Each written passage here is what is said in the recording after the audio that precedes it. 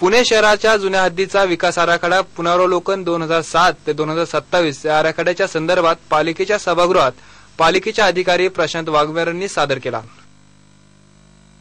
पुणे शहराचा master plan सन 1952 मध्ये तयार करण्यात आला, तर पुणे शहराच्या जुन्या हद्दीचा विकास आराखडा प्रथम 1966 रोजी मंजूर करण्यात आलाय, तर 5 जानेवारी 1987 रोजी या विकास आराखड्याचे पुनरावलोकन मंजूर झाले। पण 2007 ते 2027 च्या आराखड्याविषयी विशेष मुद्दे मांडण्यात आलेत। पुणे शहर हे सांस्कृतिक आणि विद्येचे माहेरघर म्हणून ओळख आहे। याकरिता प्राथमिक शाळेसाठी शहरातील एकूण लोकसंख्येपैकी 15% लोकसंख्या ही प्राथमिक शाळेत जाणाऱ्या मुलांसाठी विचारात घेतली आहे। त्यातही विशेष म्हणजे प्रत्येक शाळेमागे 500 शालेय विद्यार्थी इतकी संख्या विचारात घेतली गेली आहे।